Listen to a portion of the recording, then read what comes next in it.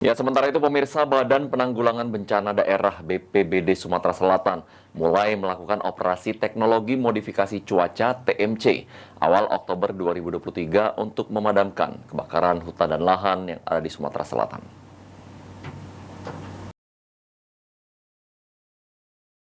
Berdasarkan hasil rapat BPBD Pusat dengan BMKG ditemukan beberapa titik awan di Sumsel yang bisa disemai, sehingga memungkinkan untuk melakukan TMC atas hal tersebut.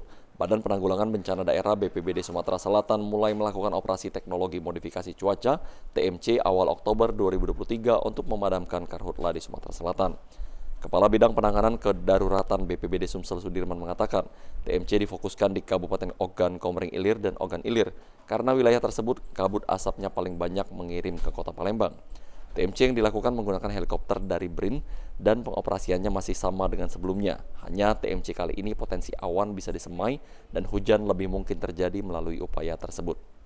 Berdasarkan hasil rakor dengan Deputi Penanganan Darurat BNPB Pusat di hari Minggu yang lalu, bahwa pelaksanaan kegiatan TMC akan dilaksanakan terutama di Sumatera Selatan.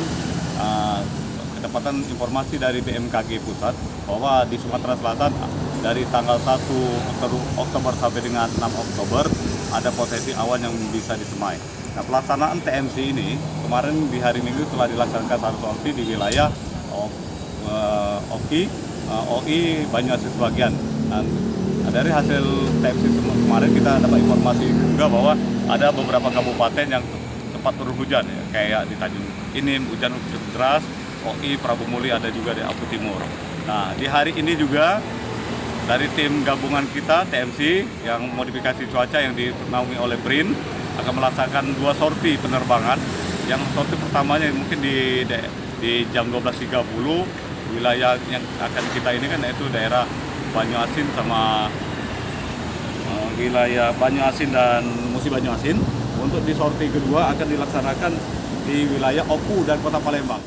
Sebelumnya pada minggu kemarin telah dilakukan TMC oleh BPBD dan hasilnya beberapa titik di Sumsel seperti wilayah Tanjung Enim, Pagar Alam, Lubuk Linggau, dan Ogan Komering Ulu.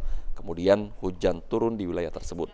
Sudirman berharap di Kota Palembang juga akan turun hujan sehingga kabut asap akibat karhutla ini bisa segera teratasi. Irawan PAL TV.